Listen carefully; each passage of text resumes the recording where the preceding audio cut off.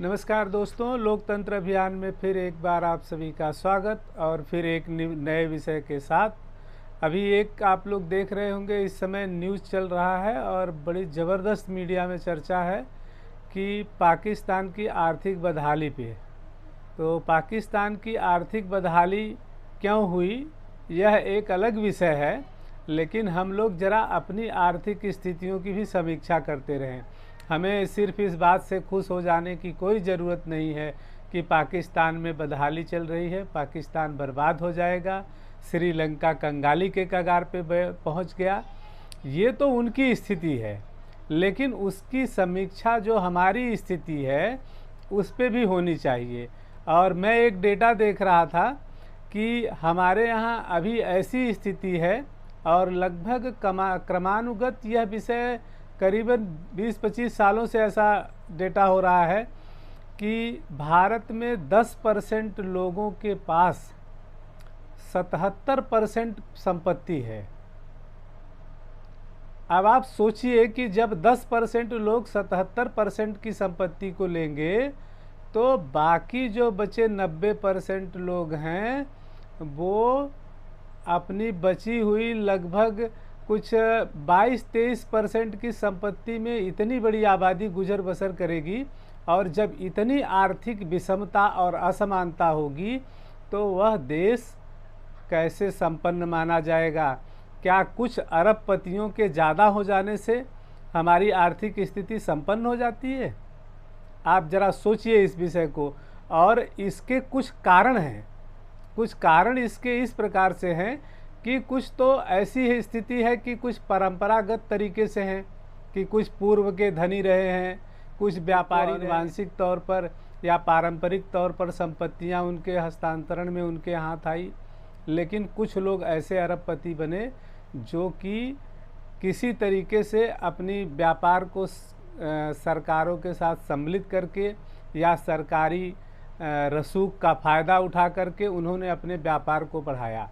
लेकिन वास्तव में उससे कुछ रोजगार सृजन जरूर हुआ, लेकिन आप कहेंगे कि आम जनमानस का जो भला हो, तो आम जनमानस का भला तब होगा जब अर्थव्यवस्था अपने समग्र रूप में विकास करेगी। अब आप देखिए कि एक तो ऐसा हो गया है कि जो पारंपरिक तौर पे धनाढ्य हैं उनकी संपत्तियों पर कब्जा है। उसके बाद जो नेता हैं हमारे देश में, अगर एक समीक्षा और सर्वे कराया जाए या इसकी एक जांच की जाए कमेटी बिठा करके, तो पता चलेगा कि राजनेताओं के हाथ में कितनी संपत्ति जो है अर्जित की गई है। जो हमारे देश के नेता हैं उन्होंने कितनी संपत्तियां अर्जित कर रखी है। इसी तरीके से सरकारी अधिकारी हैं, उनके पास बहुत बड़ी संपत्ति अर्जित है, जबकि सरकार एक अच्छा खासा वेतन देती है। और तुलना किया जाए तो प्राइवेट निजी क्षेत्रों में कुछ पोजीशन को छोड़ दिया जाए तो बाकी सारे लोग, अच्छे पढ़े लिखे लोग, सरकार के मामूली क्लर्क और चपरासी से भी कम वेतन में काम करते हैं और अपना गुजर बसर करते हैं। यह एक तरह का जो षड्यंत्र जैसा हो गया है। और अच्छा, जो जिस जगह पे बैठ गया है वो इसका दोहन इतना कर रहा है कि दूसरे को अवसर नहीं देना चाहता है।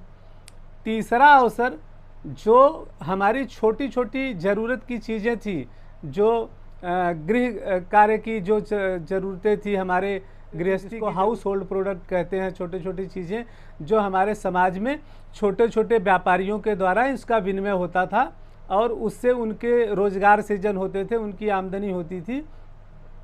अब इस पर भी मल्टीनेशनल कंपनियों का या बड़ी कंपनियों का कब्जा हो गया है। तो हम छोटे से प्रोडक्ट के लिए भी आज हम बड़ी कंपनियों की निर्भरता पर चले गए हैं। और जहां पर छोटा स्वरोजगार सृजन होता उसकी जगह पर मजदूर पैदा हो गया। तो हो क्या गया कि मजदूर ज़्यादा पैदा हो गया और स्वरोजगार जो है और जो कुटीर उद्योग है, जो छोटा व्यापार है, वह इतना विकसित नहीं हो पाया और लोग मजदूर ज़्यादा बन गए। अब ऐसी स्थिति में संपन्नता कहाँ से आएगी? और जब मजदूरों की तादाद, काम का मांगने वालों की तादाद ज़्यादा बढ़ जाएगी तो वही सप्लाई और डिमांड वाला फार्मूला वहाँ भी लागू हो जाएगा। फिर उनको उचित वेतन नहीं मिलेगा। आज प्राइवेट कंपनियों की स्थिति ऐसी है कि उसमें ज़्यादा योग्य लोग कम वेतन पर भी काम करते हैं, जो कि जितने में उनका भरण पोषण भी शायद आज की इस महंगाई के हिसाब से नहीं हो पाता। आप मुझे बताइए, अगर इसकी भी एक समीक्षा की जाए तो पता चलेगा कि सरकार जिस हिसाब से महंगाई भत्ता देती है अपने कर्मचारियों को, क्या निजी क्षेत्र की कंपनियां, मैं तो असंगठित क्षेत्र की बात भी नहीं कर रहा हूं, जो संगठित क्षेत्र है, क्या उसमें भी इस तरह की मजदूरी दी जाती है? ऊपर से उनके भविष्य की अनिश्चितता। ये सब स्थितियों पर अगर नहीं काबू किया जाएगा, इस पे व्यापक विचार नहीं होगा, तो बताइए हम लोग भी इसी बदहाली को जीते रहेंगे। और मैं तो ज़्यादा अब ये आज इस मुद्दे से दूसरे मुद्दे पर नहीं जाना चाहता, लेकिन हमारी ये धर्म, जाति, ये सब की जो संकीर्ण राजनीति है ना, वह हमें इस आर्थिक विकास को सोचने ही नहीं दे रही है, और हम लोग सारी के उसी पे केंद्रित कर रहे हैं। मेरा एक छोटा सा प्रयास और मेरी सबसे विनती है कि मैं ये वीडियो ना कोई फेमस होने के लिए बनाना चाहता हूँ, ना मुझे कोई यूट्यूबर बनना है। मैं ये चाहता हूँ कि इस अंधी दौड़ में जहाँ सारे लोग अपने अपने स्वार्थों पर गिरे हुए हैं, कुछ मीडिया अपने टीआरपी पर गिरी हुई है, ऐसे समय में हमारे पास एक प्लेटफॉर्म है सोशल मीडिया का, जिसके माध्यम से हम ये जन जागरण अभियान चला रहे हैं। और ये हमारा लोकतंत्र अभियान इसी मिशन पे काम कर रहा है। और मेरी ये इच्छा है कि आप लोग इस पे कम से कम विचार ज़रूर कीजिए। दुनिया भर के सारे विषयों पे आप लोग बड़ा मनोरंजन से देखते हैं, हंसी मस्करी और अश्लील चित्र देखने से यह जीवन नहीं चलेगा। आप लोग इस पर गंभीरता से विचार कीजिएगा। मैं ये विषय आप लोगों के ऊपर छोड़ता हूँ। धन्यवाद।